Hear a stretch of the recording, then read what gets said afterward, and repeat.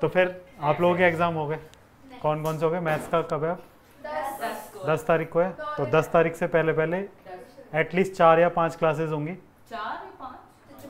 10 तारीख से पहले पहले 5 तारीख के आसपास तक 4 क्लासेस होंगी। उन 4 क्लासों में लगभग 20-20 क्वेश्चन करके 4 सेगमेंट या 5 सेगमेंट में पढ़ेंगे, लगभग 100 क्वेश्चन करेंगे। और उन 100 क्वेश्चनों में से मोस्ट प्रोबेबली 60-80% उनमें से मिल जाएगा, या उससे ज़्यादा भी हो सकता है। सारे इंपॉर्टेंट क्वेश्चन ही कराए जाएंगे और कॉन्सेप्ट्स को ध्यान में रखते हुए जो भी कॉन्सेप्ट्स हैं वो सारे रिवाइज कर लिए जाएंगे। उसी तरीके से क्वेश्चंस का सिलेक्शन है, यानी कि उन कॉन्सेप्ट से बाहर क्वेश्चन रेयर ही आएगा।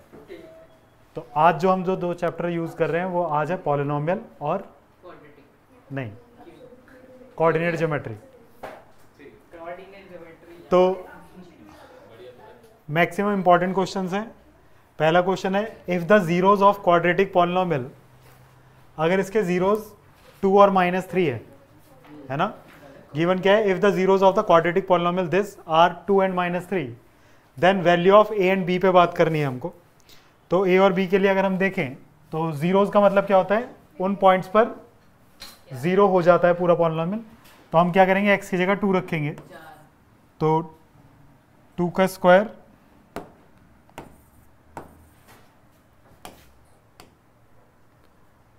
इसका रखते हैं, ठीक है। यहाँ पे 2 रखेंगे तो 2 का square plus a+1 into 2 plus b, ये वैल्यू 0 होनी चाहिए थी फॉर x = 2, है ना, क्योंकि ये 0 है इसका। तो 2 का स्क्वायर कितना होगा? 4 plus 2a plus 2 plus b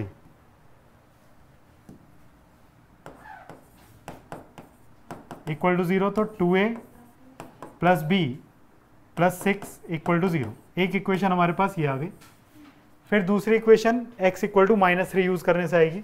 तो फॉर x = -3 रखेंगे तो -3 का square plus a+1 into -3 plus b = 0 होना चाहिए।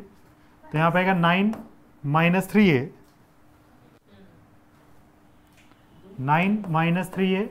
-3a plus b = 0। तो -3a प्लस b प्लस 6 = 0। ये दूसरी इक्वेशन है, इन दोनों को सॉल्व करना है हमें। तो 2a plus b plus 6 and -3a plus b plus 6 = 0।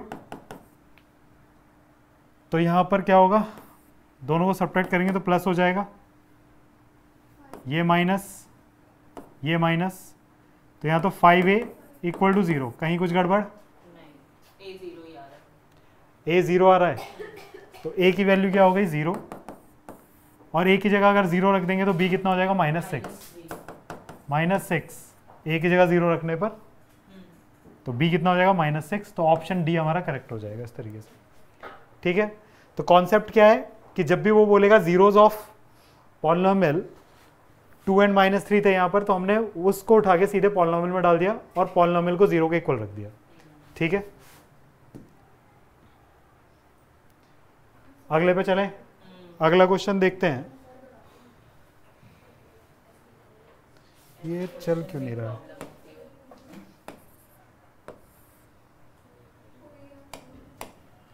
Question number 2 देखते हैं। कह रहा है zeros of polynomial px can be determined graphically. Number of zeros of polynomial is equal to the number of points where the graph of the polynomial intersect x axis, है ना। हमने पढ़ा था कि अगर कोई भी ग्राफ ये ऐसे बना हुआ है तो इसके नंबर ऑफ जीरोज कितने होंगे? जहां पे x एक्सिस को कट करेगा उतने ही नंबर ऑफ जीरोज होंगे। तो यहाँ पे कितने जीरोज हैं? 3। तो यहाँ पे क्वेश्चन क्या था? Zeros of polynomial can be determined graphically, number of zeros of polynomial equal to the number of points where the graph of polynomial. तो सिर्फ इंटरसेक्ट x एक्सिस, जहां जहां वो x एक्सिस को इंटरसेक्ट करेगा तो वहां वहां हमें क्या मिलेंगे? जीरोज ऑफ पॉलिनोमियल मिलते हैं। और इंटरसेक्ट y एक्सिस पे क्या होगा? इंटरसेक्ट y एक्सिस पे कुछ नहीं, उससे हमें कुछ नहीं पता चलता। बस इतना पता चल सकता है कि y एक्सिस पे उतना इंटरसेप्ट है, लेकिन x एक्सिस को इंटरसेक्ट पे क्या पता चलता है हमें? Number of zeros. जैसे अगर टच करके जाता है तो भी हम एक ही काउंट करते हैं, ऐसा एनसीईआरटी में।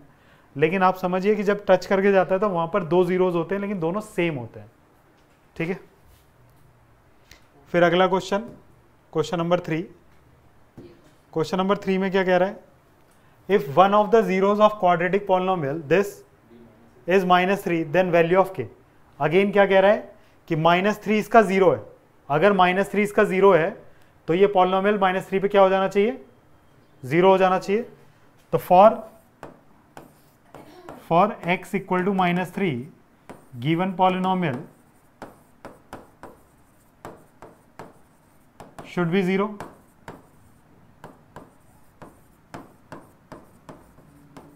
तो x की जगह -3 रख देते हैं। तो k -1 into -3 square plus k into -3 plus 1, 4/3 ये इक्वल टू क्या होना चाहिए? 0।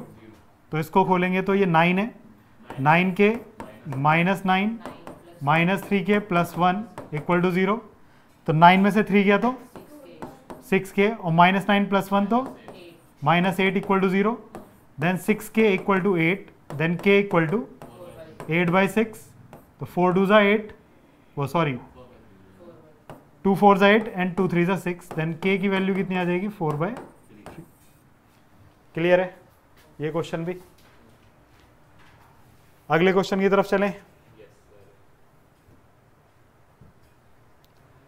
अगला क्वेश्चन था इफ जीरोज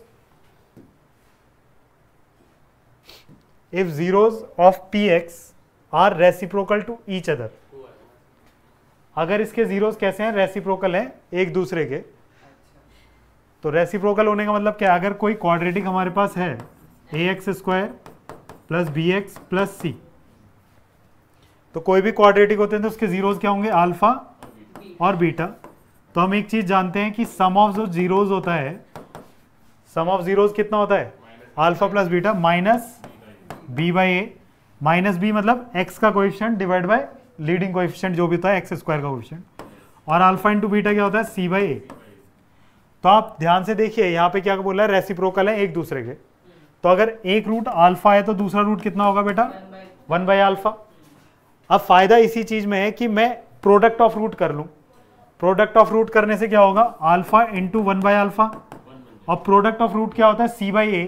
तो c की वैल्यू यहाँ कितनी है? k by x² coefficient 2। तो अल्फा से alpha cancel, then k equals to 2। तो इसका ऑप्शन बी करेक्ट हो जाएगा। ठीक है।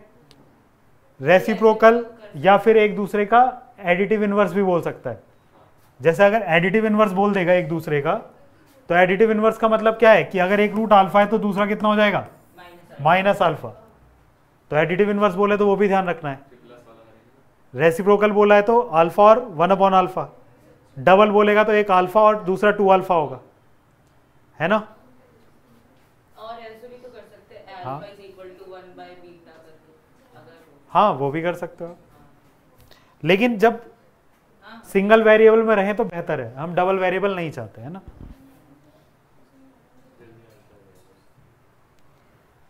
क्वेश्चन नंबर 5 कह रहा है px इक्वल टू ये दे रखा है और a प्लस बी प्लस सी 0 दे रखा है। आप खुद सोचो कि यहां तो a b c था, x नहीं चाहिए। और जब भी हमें एक्सप्रेशन के अंदर x नहीं चाहिए होता है तो हम x की जगह क्या रख देते हैं? 0 नहीं 1। 0 रख दोगे तो a और b भी गायब हो जाएगा। अगर आपने x की जगह 0 रख दिया तो a और b भी गायब हो जाएगा। तो x की जगह 1 रख के देखा हमने। अगर x की जगह 1 रख दिया तो ये क्या होगा? p1 equal to a plus b plus c हो जाएगा। लेकिन a plus b plus c तो क्या है? 0 है। तो 0 हो गया a प्लस बी प्लस सी। चलो यानी कि मेरे को इतना पता चला कि x इक्वल टू 1 क्या है? एक रूट है। अगर x इक्वल टू 1 एक रूट है तो मैं दूसरा रूट अगर बीटा मान लेता हूं, let other is beta. Other क्या है? बीटा है। तो प्रोडक्ट ऑफ रूट क्या होता है? 1 into beta. Alpha into beta लिखते तो एक तो 1 ही है, दूसरा बीटा है, तो product of root 1 into beta. तो प्रोडक्ट ऑफ रूट क्या आएगा? c/a, है ना? Constant term divide by leading coefficient जो कि a है। तो बीटा की वैल्यू क्या हो गई? c/a। तो इसका आंसर c/a हो जाएगा जो कि ऑप्शन बी है। ठीक है। एक रूट हमें कैसे पता चला 1 है? हमें कंडीशन दी थी कि a प्लस बी प्लस सी 0 है, तो मैंने 1 रख के देखा 1 रखा तो a प्लस बी प्लस सी आया, यानी कि P1 क्या हो गया अपने आप में 0 हो गया। अगर P1 0 हो गया है मतलब 1 इसका एक रूट है, तो दूसरा रूट हमने मान लिया बीटा, फिर प्रोडक्ट ऑफ रूट का कॉन्सेप्ट लगा दिया। ठीक है, फिर अगला क्वेश्चन देखते हैं। Find a quadratic polynomial whose zeros are -9 and -1/9। तो अगर दोनों रूट आपको पता है, एक अल्फा है दूसरा बीटा हो गया, तो क्वाड्रेटिक इक्वेशन क्या होती है? अगर आपको रूट्स पता है तो x² minus sum of roots into x plus product of root. तो यहाँ पे x² minus sum of roots मतलब alpha -9 -1/9 into x plus alpha की जगह -9 इंटू बीटा -1/9, तो हो जाएगा x² माइनस 9 9 ज़ा 81 -1 डिवाइड बाई 9 x -1 हो जाएगा, ये +1 माइनस माइनस +1 हो गया। अब क्या लिख सकते हो आप? x² minus plus 82/9 x plus 1, या फिर 9 कॉमन निकाल दो तो 1/9 बाहर हो जाएगा, लेकिन अंदर क्या बनेगा 9x² प्लस 82x प्लस 9, ये इसका फाइनल आंसर होगा। ठीक है, ऐसे में ही ना एक क्वेश्चन और बनता है कि वो कहता है सम ऑफ रूट्स दे रखा होता है, कहता है सम ऑफ रूट्स उसने बोल दिया जैसे 5 है, सम ऑफ रूट्स कितना बोल दिया 5, और कहेगा प्रोडक्ट ऑफ रूट कितना है, तो प्रोडक्ट ऑफ रूट उसने हमको दे दिया सपोज करो 6, फिर कहे कि क्वाड्रेटिक पॉलिनोमियल निकाल के दो, तो डायरेक्ट लिखोगे x² minus sum of roots यानी कि 5x and product of roots plus, तो ये क्वाड्रेटिक हो जाएगी हमारी x² माइनस 5x प्लस 6। समझ आई बात?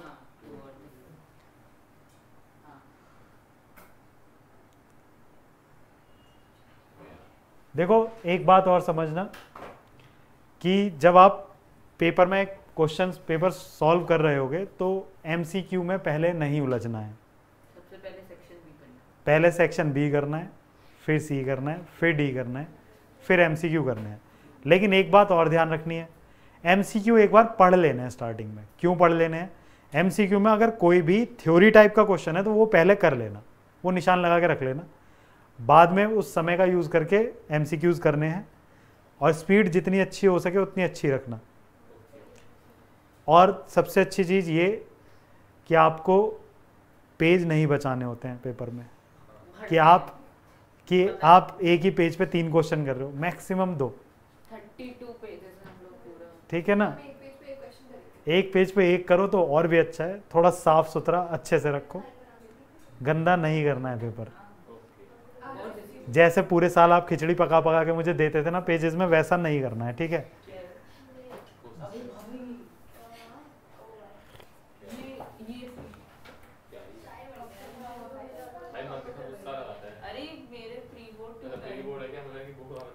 क्वेश्चन नंबर 7, ऐसे क्वेश्चन एक आध क्वेश्चन ऐसा आसान सा बिल्कुल आएगा ही है ना, जिसमें आपसे सिर्फ बोला जाएगा find the zeros of quadratic polynomial and verify the relation between zeros and coefficient.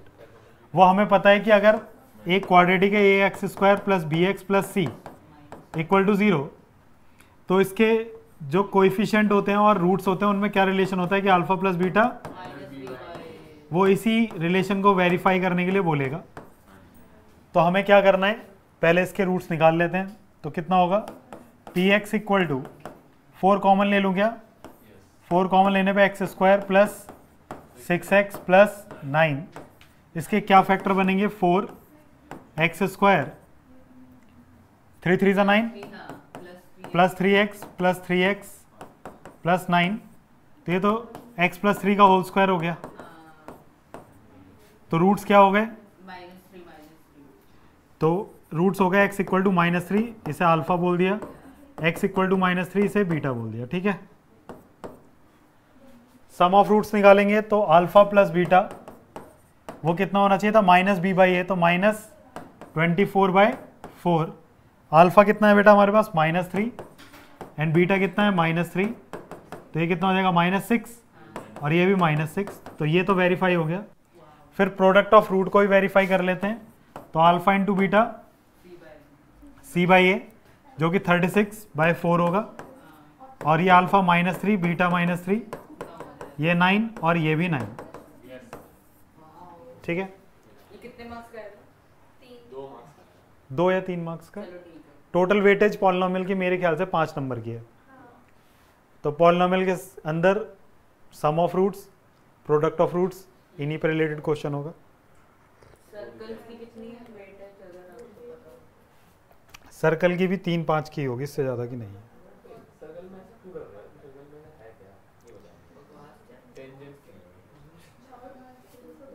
कह रहा है alpha beta are the zeros of this quadratic polynomial, इसके जीरोज हैं अल्फा और बीटा। तो यहाँ से अगर इसके जीरोज अल्फा और बीटा हैं तो मैं अल्फा प्लस बीटा निकाल सकता हूँ -b/a, then alpha plus beta कितना हो जाएगा -1, और प्रोडक्ट ऑफ रूट्स कितना होगा अल्फा इंटू बीटा, वो कितना होगा 1/4। अब आपको क्या करना है, पॉलिनोमियल निकालना है जिसके जीरोज 2 अल्फा और 2 बीटा है। तो मैंने आपको भी बताया कि अगर जीरोज आपको पता है तो sum of zeros into x plus product of zeros, यही पॉलिनोमियल होगा। तो x² -2 कॉमन ले लूं तो अंदर alpha plus beta into x plus यहाँ से 4 इंटू अल्फा बीटा, ये दोनों वैल्यूज मेरे पास हैं। तो x² -2 अल्फा प्लस बीटा कितना है -1 into x plus 4 alpha beta कितना है 1/4। तो ये हो जाएगा x² प्लस 2x प्लस 1, ये पॉलिनोमियल होगा हमारा। ठीक है, जिसके जीरोज क्या होंगे 2 अल्फा और 2 बीटा। अच्छे से सुंदर से हाँ, लेकिन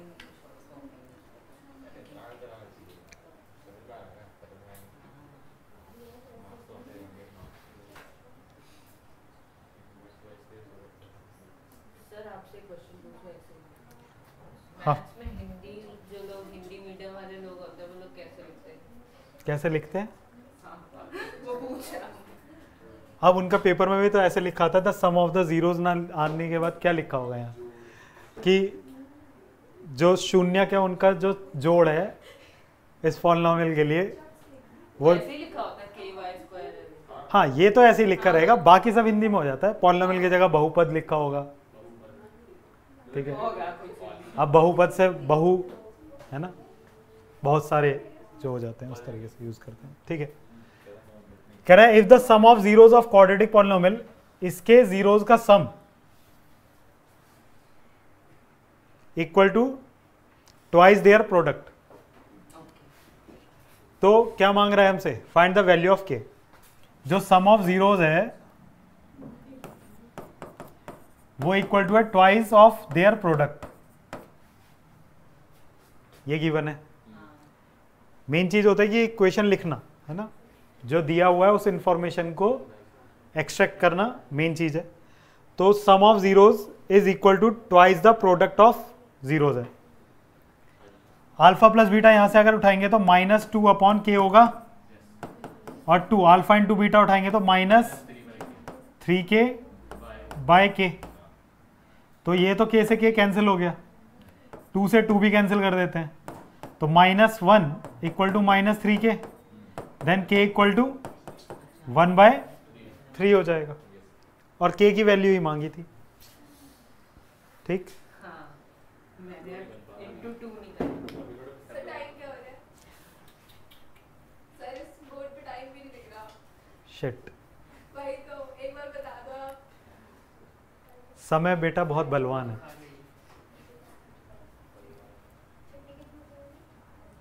चुप हो जाना, चुप हो। विरासत में मिली चीजों की व्याख्या। क्वेश्चन नंबर 10, अगर पॉलिनोमियल चैप्टर के आंसर से कुछ मुश्किल क्वेश्चन बनेगा तो वो ऐसा कुछ होगा। ठीक है, इसे मुश्किल आप नहीं समझते लेकिन बहुत से लोगों के लिए मुश्किल है। ठीक है, क्यों समझे आप मुश्किल, तब हमारे मुश्किल नहीं थी। हाँ आसान है, मना किसने करा है। आपको एक इक्वेशन दे रखी है, इक्वेशन क्या है 5x² + 5x + 1। आप जानते हैं कि सम ऑफ जीरोज यानी कि अल्फा प्लस बीटा कितना होगा, minus a by b, then alpha plus beta is -1 and product of zeros यानी कि alpha into beta that is c by a. अब मेन चीज है कि आपको एल्जेब्रिक आइडेंटिटीज का यूज करना आना चाहिए। पहला क्वेश्चन था कि मुझे बताना है alpha square plus beta square, alpha plus beta का होल स्क्वायर माइनस 2 अल्फा। तो इसको मैं क्या लिख सकता हूं, तो इसके लिए हम लिख सकते हैं अल्फा प्लस बीटा का होल स्क्वायर, है ना। लेकिन जब मैं अल्फा प्लस बीटा का होल स्क्वायर लिख रहा हूं तो मैंने एक एक्स्ट्रा टर्म लिख लिया यहां पर, और वो टर्म क्या थी, 2 अल्फा बीटा, तो वो माइनस करना पड़ेगा 2 अल्फा बीटा। अगर हम इसको माइनस कर देते हैं तो ये बैलेंस हो जाएगा। बैलेंस होने के बाद अब अल्फा प्लस बीटा कितना है, -1 और -2, अल्फा इंटू बीटा कितना है, 1/5, तो हो जाएगा 1 - 2/5, तो दैट इज 3/5, ये आंसर होगा। फिर सेकंड पार्ट में उसने क्या बोला है आपसे कि अल्फा की पावर -1 यानी कि 1/α प्लस 1/बीटा, इसका एलसीएम लेंगे तो alpha into beta and beta plus alpha, तो बीटा प्लस अल्फा की value -1 and divide by alpha into beta is 1/5, then 5 ऊपर चला जाएगा तो ये हो जाएगा -5। कोई दिक्कत। अब तीसरी चीज जो उसने मांगी हमसे वो alpha cube plus beta cube मांगा है, तो इसको क्या लिखा जा सकता है, इसको लिखा जा सकता है अल्फा प्लस बीटा का होल क्यूब। पहले तो अगर होल क्यूब लिखेंगे तो अल्फा क्यूब आ जाएगा, बीटा क्यूब आ जाएगा, जो एक्स्ट्रा आता वो आता -3 अल्फा बीटा और अल्फा प्लस बीटा, है ना। इस पूरे को उठा के इधर ले जाओ तो फॉर्मूला बन जाएगा ना अल्फा प्लस बीटा का होल क्यूब। ध्यान से देखो, जो अगर किसी को नहीं पता तो वो देख लो। अल्फा बीटा का होल क्यूब होता है alpha cube plus beta cube plus 3 alpha beta और अल्फा प्लस बीटा। आप इस पूरे एक्सप्रेशन को उठा के इधर ले आओ तो अल्फा प्लस बीटा का whole cube -3 alpha beta and alpha plus beta equal to alpha cube plus beta cube. तो अब बस वैल्यूज रखनी है। अल्फा प्लस बीटा की वैल्यू कितनी है बेटा, -1, -3 अल्फा इंटू बीटा 1/5 और अल्फा प्लस बीटा -1, तो -1 का क्यूब -1 प्लस 3/5, तो -5 प्लस 3 डिवाइड बाई 5 -2/5 इसका करेक्ट आंसर होगा।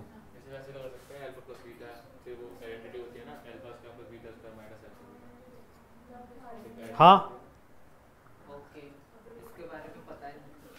क्या पता नहीं? अरे नहीं, जो तू बोल रहा है सुनाई नहीं। भाई ये भी लिख सकते थे ना आप, alpha cube plus beta cube को आप अल्फा प्लस बीटा और alpha square plus beta square minus alpha beta भी लिख सकते थे।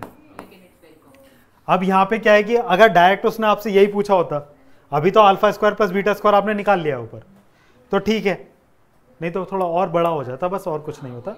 करने का तरीका वो भी है। बेस्ट चीज ये है कि आपको पेपर के अंदर अप्रोच एकदम से समझ आ जानी चाहिए कि करना क्या है, खाली ना बैठ पाए, है ना। 100 लाने ना।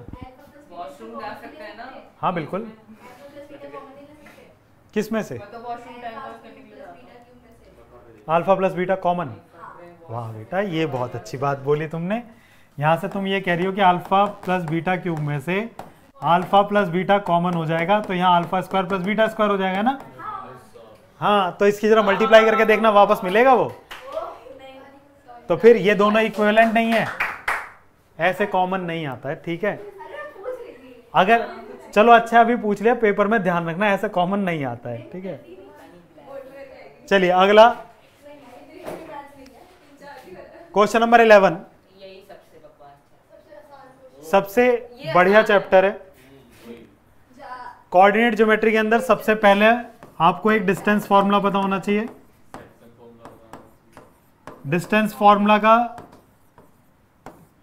जैसे अगर एक पॉइंट हमारे पास A है x1 y1, दूसरा पॉइंट B x2 y2, तो जो A B डिस्टेंस होगा वो कितना होगा बेटा, अंडर रूट के अंदर x2 माइनस x1 का whole square plus y2 minus y1 का होल स्क्वायर, ये डिस्टेंस फॉर्मूला होता है। बहुत सिंपल सा सवाल क्या है कि if the distance between this and this point is 5 unit, दोनों पॉइंट का डिस्टेंस दे रखा है, अगर मैं इसको x1 y1 इसको x2 y2 बोलूं तो क्या होगा, x2 माइनस x1 1 माइनस 4 का whole square plus y2 minus y1 मतलब 0 माइनस p का होल स्क्वायर अंडर रूट के अंदर इक्वल टू ये 5 दे रखा है तो 5 हो गया। यहाँ पे 4 में से गया तो 9 plus p square, squaring both side करने पे ये 25 हो जाएगा इधर, then p square equal to 25 minus 9, then p square equal to 16, p equal to plus minus 4। ठीक है, तो p की वैल्यू क्या हो जाएगी, प्लस माइनस 4। कोई दिक्कत?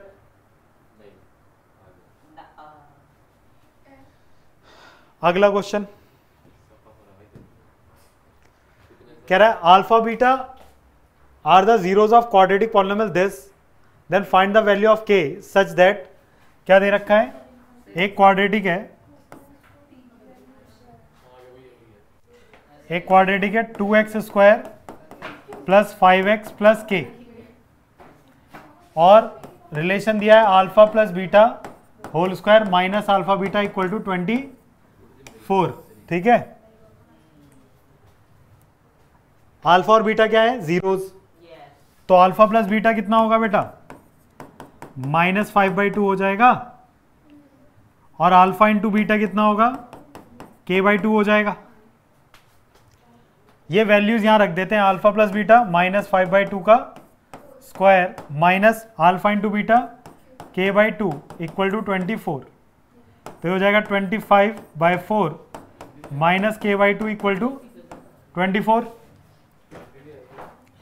तो 25/4 minus 24 equal to k/2, 24 into 4 96/4 equal to k/2, 2 से काट दें, 2 2 ज़ा 4, तो 96 में 25 जाएगा तो कितना बचेगा, 71 माइनस 71/2 इज k। ठीक है, अजीब वैल्यू है, ऐसे क्वेश्चन आया था लेकिन इसकी वैल्यू एकदम 2 आ रही थी। नहीं ठीक है, ये हो सकता है या तो कुछ मिसप्रिंट होगा, नहीं तो फिलहाल तो ये तो ठीक है। 2 अल्फा बीटा होगा मुझे लग रहा है। क्या 2 अल्फा बीटा, 2 अल्फा बीटा होगा तो भी क्या होगा। चलो 13th क्वेश्चन कह रहा है the ratio in which the x axis divides the point. भाई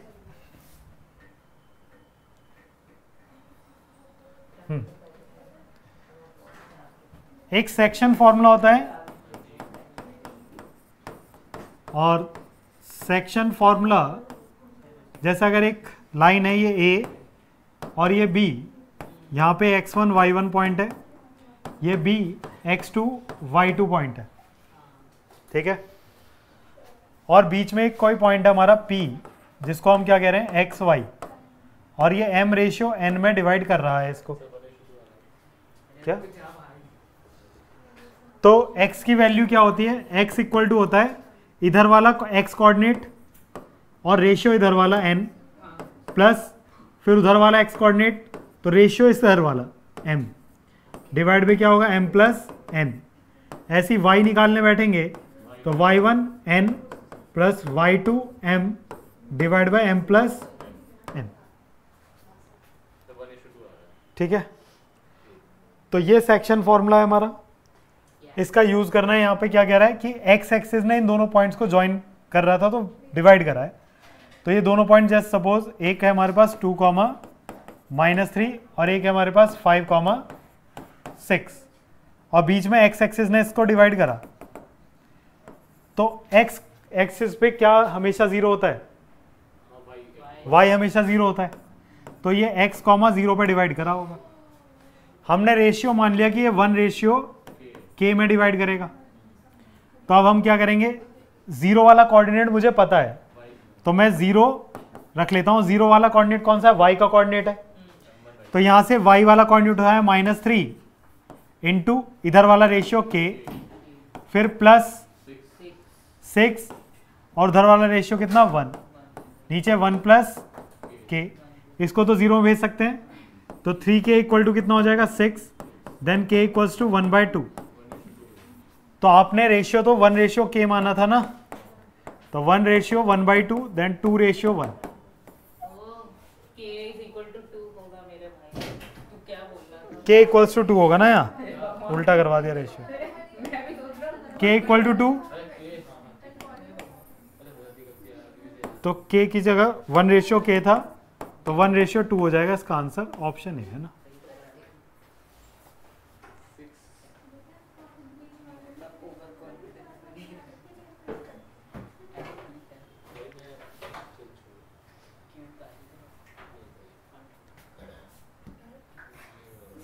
फोर्टीन्थ क्वेश्चन कह रहा है P a/3, 4 is the mid point of the line segment this. अब मिड पॉइंट के केस में क्या होगा, जैसे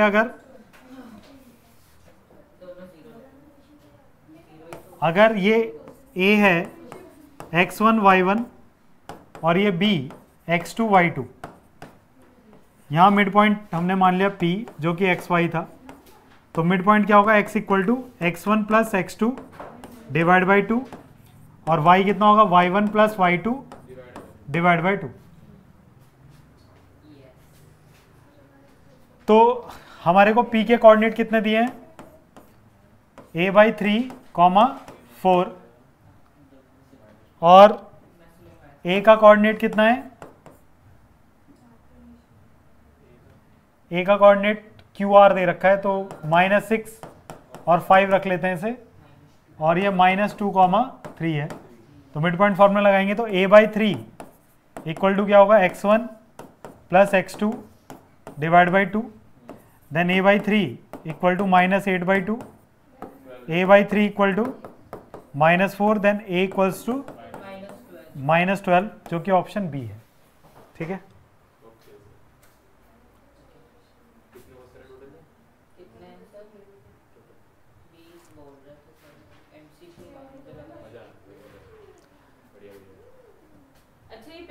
the perimeter of triangle with vertex this this and this. अब क्या है कि या तो डिस्टेंस निकालो, या फिर सीधे सीधे जो कोऑर्डिनेट्स हैं वो बहुत सुंदर है। ये 0 0 है, तो 0 0 यहां होगा ना बेटा, और 0,4 कहाँ होगा, तो 0,4 वाई एक्सिस पे होगा, तो 1 2 3 4, यहाँ 0,4 हो गया। फिर 3,0, तो 1 2 3, यहाँ कितना हो गया, 3,0 हो गया। तो ये ट्राइंगल बना ना। अब इस ट्राइंगल का अगर मुझे पैरामीटर बताना है, तो ये कितना होगा, 3 यूनिट्स, ये कितना होगा, 4 यूनिट। अगर ये 3 ये 4 है, तो राइट एंगल ट्राइंगल तो है ये, तो हाइपोटेनस की लेंथ कितनी होगी, 5, तो 4 3 7 5 12, पैरामीटर कितना होगा, 12। कोई बहुत बड़ी एक्सप्लेनेशन देनी नहीं है, MCQ है। अगर मैं सब जगह डिस्टेंस निकालने बैठता तो शायद थोड़ा टाइम लग जाता। तो क्वेश्चन को MCQ के अंदर देखो तो थोड़ा ध्यान से देखो, है ना। एक MCQ कितने मिनट में कर सकता है? 2 मिनट से ज़्यादा नहीं, 2 से 3 मिनट मैक्सिमम। 1 घंटे के लिए आप मतलब मैं कह रहा हूँ 40 मिनट के अंदर आपके सारे MCQ हो जाने चाहिए, 40 मिनट से कम टाइम में। Find the point on y axis.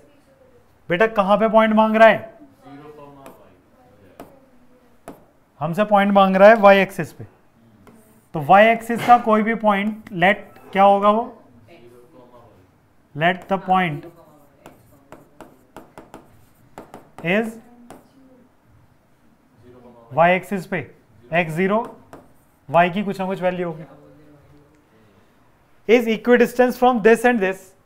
यानी कि इस पॉइंट से ये जो पॉइंट है 5, -2 और दूसरा पॉइंट -3, 2, ये सेम डिस्टेंस पे है। यानी कि अगर मैं इसको P बोल रहा हूं, इसको Q बोल रहा हूं, ये R बोल रहा हूं, तो मेरे को जो गिवन है वो ये है कि PQ इक्वल टू PR है, PQ इक्वल टू PR है। तो PQ डिस्टेंस अगर निकालनी होगी तो 0 - 5 का whole square plus y minus of -2 का होल स्क्वायर अंडर रूट के अंदर इक्वल टू PR, तो 0 - 3 का होल स्क्वायर प्लस y -2 का होल स्क्वायर अंडर रूट के अंदर। तो दोनों साइड से अंडर रूट कैंसिल कर सकते हैं। तो 0 - 5 5 का स्क्वायर कितना होगा, 25 प्लस y प्लस 2 का होल स्क्वायर खोलेंगे तो y square plus 4 plus 4y equal to, उधर खोलेंगे तो 3 का square 9 plus y square plus 4 minus 4y, then y square से y स्क्वायर कैंसिल, 25 और 4 29, या 4 से 4 कैंसिल ही कर दो। 9 को इधर ले आएंगे तो कितना होगा, 9 को इधर लाएंगे तो 25 माइनस 9 16, और इधर जाके ये minus 8y, then y equal to 16 by 8 minus का आएगा, देन y इक्वल टू कितना हो जाएगा -2। तो क्या कोऑर्डिनेट बनेगा मेरा आंसर, सिर्फ y इक्वल टू नहीं लिख के आना, आंसर क्या लिख के आओगे 0, -2। एक चीज और अच्छी करके आना, जब भी आंसर आ जाए तो एक बॉक्स बना के आ ही जाना उस पर। मैं तो ऐसे करता हूँ। पर इतना सुंदर कर दो देखो, लेकिन एक चीज समझो, कभी कभी ऐसा हो कि तुम्हें डाउट लग रहा है किसी क्वेश्चन पे, तुम्हें लग रहा है तो उसमें डब्बा मत बनाना, लेटर के मुंह पे फेंक। नहीं उसमें डब्बा मत बनाना, ठीक है, वहाँ छोड़ देना। जहाँ तुम कॉन्फिडेंट हो वहाँ डब्बा जरूर बना देना, हाईलाइट करना चीज़ों को, है ना। पर ज़्यादा क्वेश्चनों में डाउट हो तो फिर कुछ नहीं कर सकते, ठीक है। थोड़ा ध्यान से पेपर को देखो। एक तो ना माइंडसेट वाली बात होती है, माइंडसेट बहुत ज़रूरी होता है। जब पेपर करने बैठो तो एक बात ध्यान रखना कि आपने पूरे साल में 2000-3000 से ज़्यादा क्वेश्चन करे हैं, लगभग 500-600। अंजलि की बात नहीं कर रहे हैं हम, ठीक है। अंजलि ने करीबन तुमसे डबल करे हैं। सुनो पहले, मैं सिर्फ इतना कह रहा हूँ कि आपके क्वेश्चन पेपर में बाई चांस ही ऐसा हो सकता है कि कोई क्वेश्चन ऐसा आ जाए जो आपने पूरे साल में एक बार भी नहीं करा, लेकिन कॉन्सेप्ट तो बिल्कुल बाहर से नहीं आ सकता, ठीक। कॉन्सेप्ट सारे पढ़े हुए हैं बहुत अच्छे से, नहीं कुछ भी बाहर से नहीं था बेटा, सब कुछ किताब से था। आप जाके फाउंडेशन वाले बैच में पूछो, अरे वो तो 12th वालों से। नहीं तो मैं वही तो कह रहा हूँ, आप को भी मैथ्स में उतना ही पढ़ाया गया है कि आपका पेपर अगर डिफिकल्ट लेवल पे भी आ गया ना, तो भी आपको पेपर में कोई क्वेश्चन ऐसा नहीं मिलने वाला जो आपने नहीं करा है। ये श्योरिटी है इस बैच की। तो आपके पेपर में कोई भी नया क्वेश्चन नहीं आ सकता, आपको सब कुछ कराया जा चुका है, ठीक है।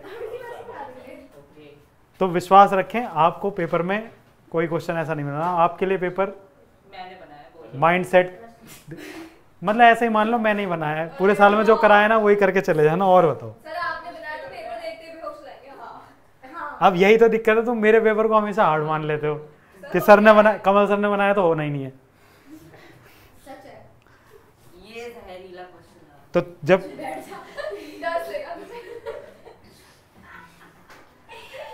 ये क्वेश्चन बहुत द सेंटर ऑफ सर्कल, देखो बेटा एक सर्कल है, ध्यान से समझो। सर्कल का सेंटर क्या है, 2 alpha -1, 2 alpha -1, and it passes through the point. किसी एक पॉइंट से पास हो रहा है, वो पॉइंट हमने यहां कहीं भी मान लिया, वो -3, -1 है ना। क्वेश्चन को ध्यान से पढ़ोगे तो कुछ है ही नहीं नया उसके अंदर। The centre of a circle ये है, and it passes through the point -3, -1 if the diameter of the circle is 20 units. तो डायमीटर, अगर ये सेंटर वाला पॉइंट है, इसको इससे मिलाते हुए मैं अगर ऐसा ड्रॉ करूं तो ये पूरा डायमीटर है। इस डायमीटर की लेंथ कितनी है, 20 यूनिट्स। अगर इस डायमीटर की लेंथ 20 यूनिट्स है तो रेडियस कितना हो गया बेटा, रेडियस 10 हो गया। तो वो O, और अगर ये P है तो OP = 10 हो गया ना। और अगर OP = 10 है तो OP का डिस्टेंस तो मैं निकाल सकता हूं, मेरे को कोऑर्डिनेट पता है। तो मैं क्या करूंगा, 2 अल्फा -1 -3 का होल स्क्वायर प्लस 7 -1 का होल स्क्वायर अंडर रूट के अंदर इक्वल टू किसके होगा, 10 के। तो दोनों साइड अगर स्क्वायर कर दें तो यहां क्या बनेगा, 2 अल्फा -+3 हो गया था, +3 और -1 +2 का होल स्क्वायर -+7 और 1 8 का स्क्वायर 64, और स्क्वायर रूट हटाने के लिए उधर का स्क्वायर, तो ये कितना हो गया 100। तो 2 अल्फा प्लस 2 का होल स्क्वायर, इसको उधर ले जाओ तो 36, then 2 alpha plus 2 equal to 6, है ना। इसको 6 का स्क्वायर लिख सकते थे ना, नहीं 6 का स्क्वायर लिखो, देन फिर 2 अल्फा इक्वल टू कितना हो जाएगा 6 minus 2, then 2 alpha equal to 3, alpha equal to, नहीं 6 में 2 गया तो 4 ना, तो अल्फा की वैल्यू कितनी हो गई 2, ठीक है। तुम अगर वैसे देखोगे तो यहाँ पे आप लिख सकते थे कि 2 अल्फा प्लस 2 का होल स्क्वायर इक्वल टू 6 का स्क्वायर। अब दोनों साइड से अगर स्क्वायर हटाओगे तो 2 alpha plus 2 equal to plus minus 6 होता है, then 2 alpha plus 2 equal to 6 ले लोगे, and 2 alpha plus 2 equal to minus 6, then 2 alpha equal to 4, then alpha equal to 2, and 2 alpha equal to minus 8, then alpha equal to minus 4, ठीक है। तो हमें positive value लेनी है, नहीं दोनों आंसर होंगे इसके, अगर एमसीक्यू में आएगा तो जो ऑप्शन में होगा वो करेक्ट हो जाएगा, वरना आप दोनों आंसर रिपोर्ट करके आओ। कितने मार्क्स का सकता है? ये 3 मार्क्स। भाई मैथ्स है, पूरे साल मैथ ही पढ़ी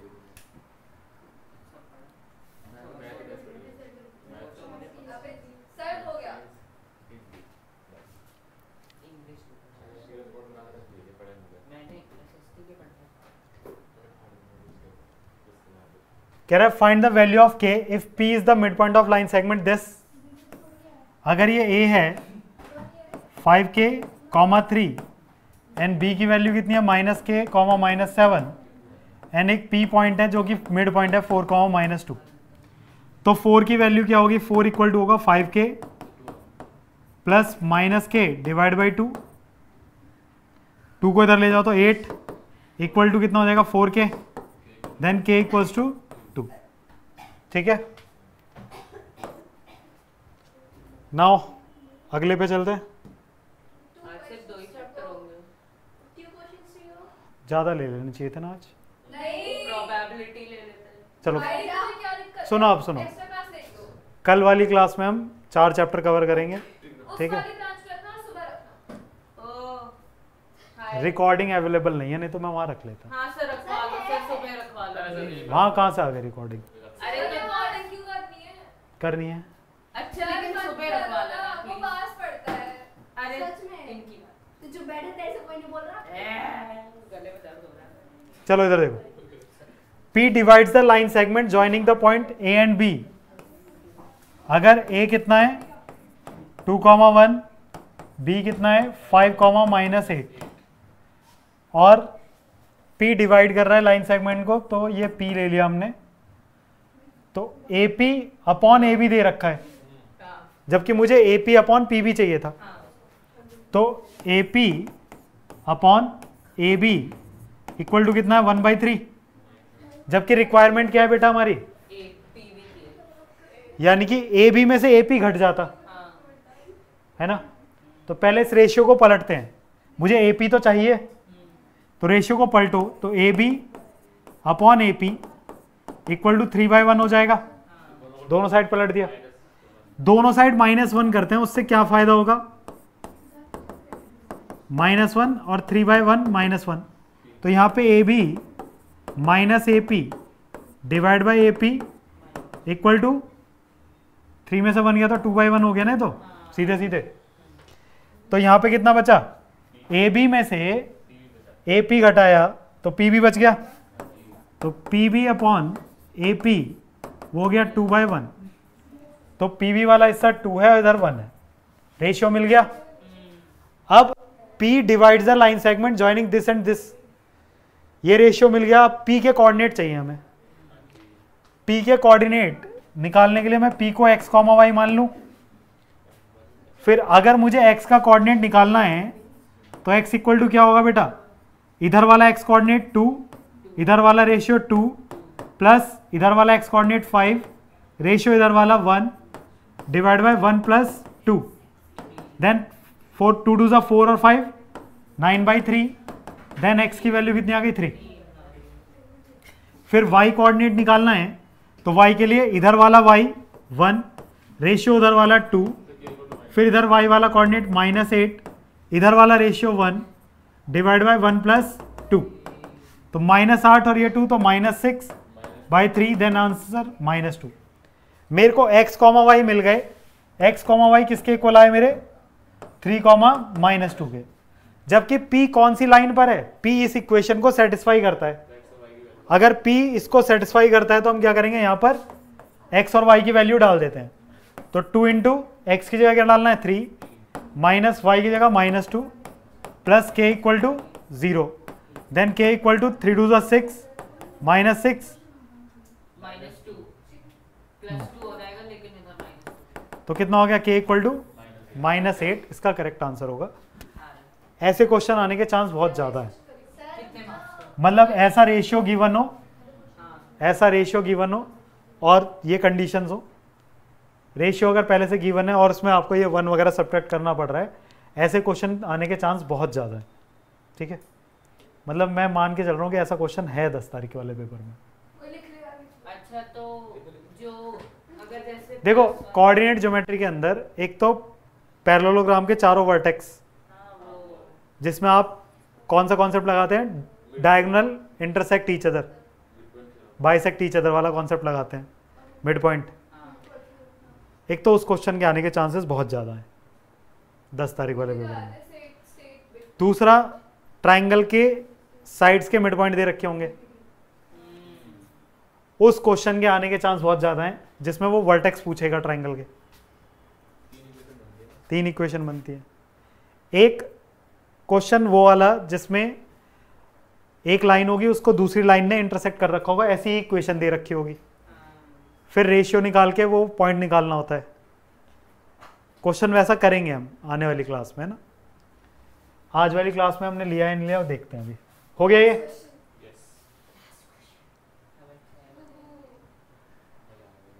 ये रहा वो क्वेश्चन जो मैं अभी आपसे कह रहा था, मिड पॉइंट वाला। इस क्वेश्चन के अंदर क्या बोला उसने कि the vertex of a triangle, the mid point of whose sides are, mid point दे रखे हैं 3, 1 और अगला 5, 6 और फिर ये -3, 2। अगर मैं वर्टेक्स मान लेता हूं ABC और इनको मान लेता हूं P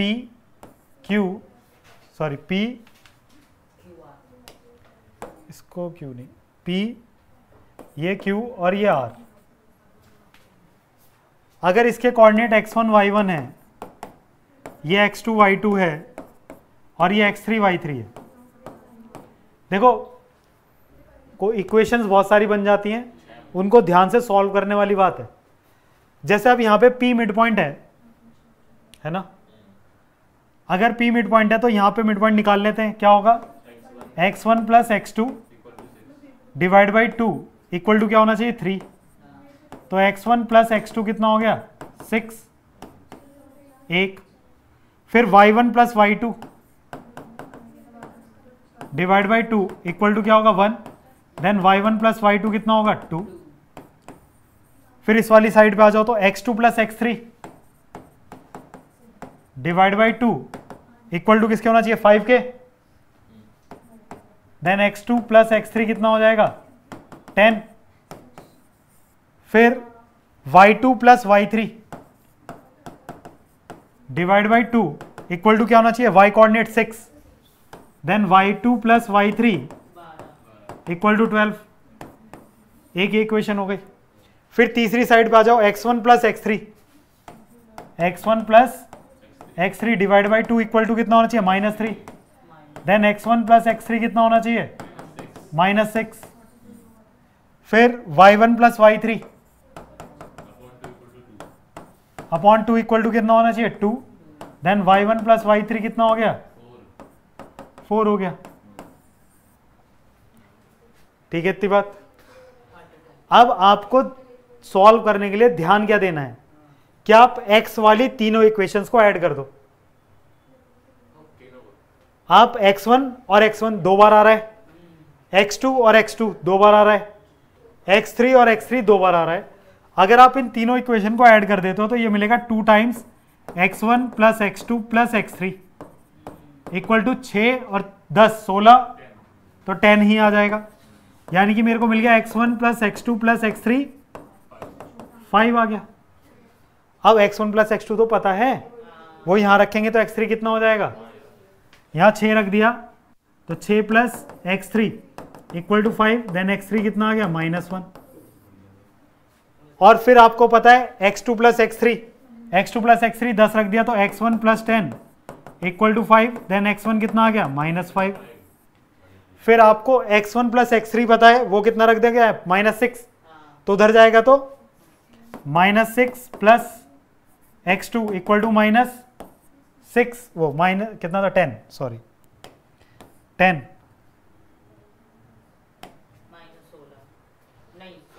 नहीं 5 है ना, तो x2 कितना हो गया 11, तीनों मिल गए।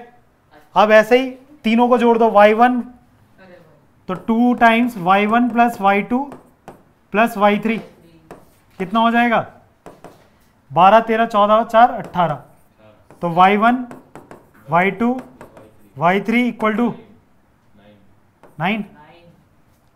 ठीक, अब y1 प्लस y2 कितना 2, तो y3 कितना हो गया 7, फिर y2 प्लस y3 कितना है 12, तो y1 कितना हो गया -3, और y1 y3 कितना है 4, तो y2 कितना हो गया 5। सर अगर ऐसा आ जाए कि मतलब कोई ऑड नंबर आ जाए और मतलब पॉइंट्स में आंसर है, ऐसा कभी हो क्या?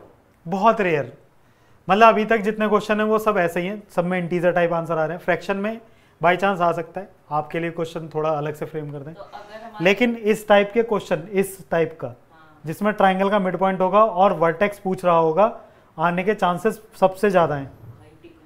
इसे तो बिल्कुल निशान लगा लो कि हाँ ये पूछा जा रहा है। मैं रुका हुआ हूँ बेटा।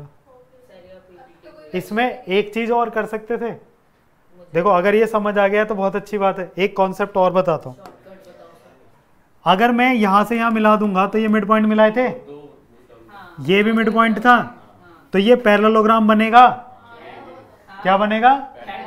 और पैरेललोग्राम के 3 वर्टेक्स हैं, चौथा निकालना आता है मिड पॉइंट फॉर्मूला लगा के, तो इतनी इक्वेशन बनाने की जरूरत नहीं पड़ती उसमें।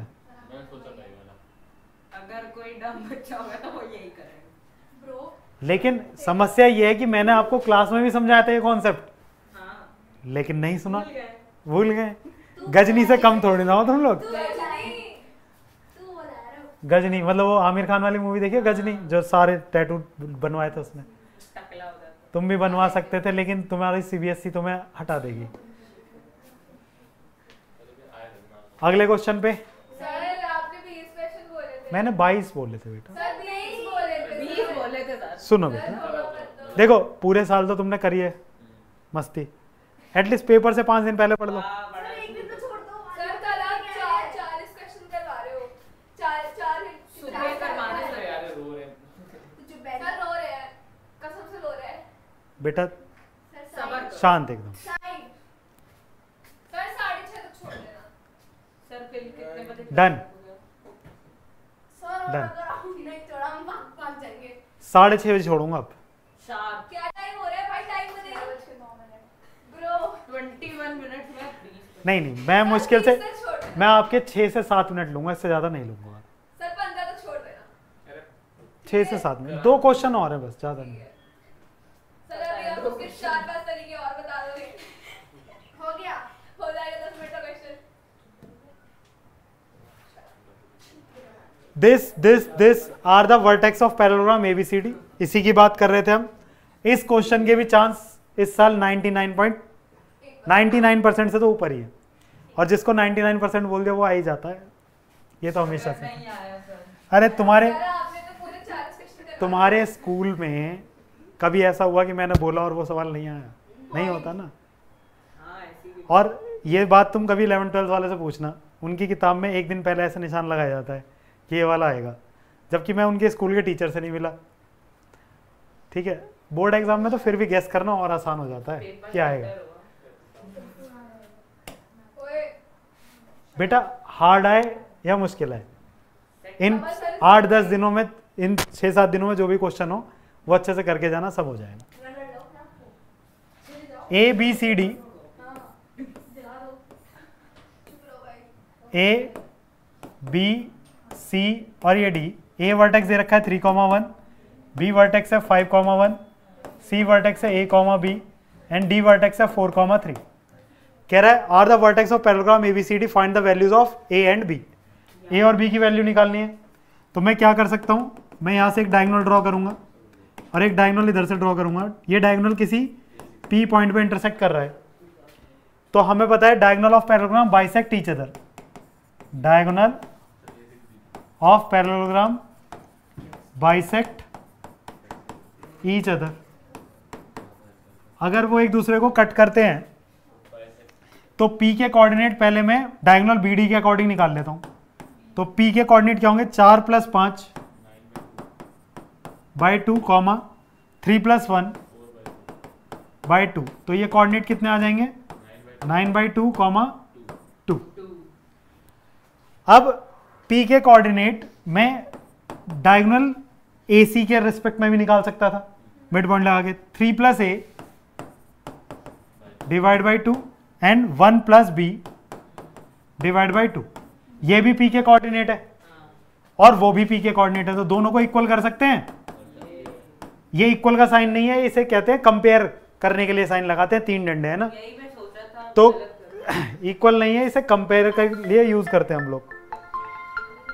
तो अगर कंपैरिजन करेंगे तो 3 + A डिवाइड बाई 2 9/2 के इक्वल होना चाहिए, तो 2 से 2 कट गया, A = 6 आ गया, और 1 + B डिवाइड बाई 2 = 2, तो B = 4 - 1, देन B कितना हो गया, 3। ठीक है, B कितना आ गया, 3। तो हम लोग ये कंपेयर वाला साइन बना सकते हैं। हाँ बना सकते हो, पक्का हाँ। बस लिखना तो नहीं पड़ेगा ना कंपेयर का। अच्छा, एग्जामिनर जो हमारा पेपर से करेगा वो क्या मतलब पढ़ा लिखा होता है वो। अगर कोई बेवकूफ आना अरे भाई टीचर तू आ जाएगा पेपर चेक करने। हाँ कह रहा है if point 1, 2, y lies on the line segment this and this, find the ratio P divides A, B। अगर ये P वाला पॉइंट, ये कितना है, A 3, -5 एंड B -7, 9, और ये P वाला पॉइंट 1/2, y। ठीक है, तो पहले मैंने 1:k मान लिया, इसको क्या माना, 1:k। तो 1:k मानने पर 1/2 की जो वैल्यू होगी वो कैसे निकलेगी, 1/2 = 1 × -7 + k × 3 डिवाइड बाय 1 + k। इसको इधर ले जाओ, तो 1 + k = 2 7 -14 प्लस 2 3 6k, देन ये हो जाएगा 15 और ये 5k, देन k = कितना हो जाएगा, 3। k कितना आया, 3। तो k 3 हो गया ना, 1:3 हो गया ना, सीधे सीधे 1:3 हो गया, तो y कोऑर्डिनेट निकालना है, y = 1 × 9 plus 3 × -5 divide by 1 + k, वो 1 + 3, सॉरी 1 + 3। तो ये कितना हो जाएगा, 9 - 15 डिवाइड बाय 4, तो कितना बचा यहाँ से, 6। तो y कोऑर्डिनेट कितना आ गया, -3/2। तो y की वैल्यू -3/2 और रेशियो निकाला 1:3। ठीक है, आज के लिए मैं इतना ही रखूंगा, लेकिन अगली मतलब ऐसा मान के चलो आपके पेपर से पहले 2 दिन पहले मैं आपको फ्री कर दूंगा, 100 से 125 क्वेश्चन के आसपास टोटल आपको मिल जाएंगे। आपने पूरे साल पढ़ाई करी है, ऐसा नहीं है कि पूरे साल पढ़ाई नहीं करी है, लेकिन जितने भी कॉन्सेप्ट्स पे क्वेश्चन हो सकते थे वो वेल सेलेक्टेड क्वेश्चंस मैं आपको दे दूंगा। ठीक है, कल आप सुबह क्लास रख सकते हो। वो बात करके देख लेते हैं ना। सर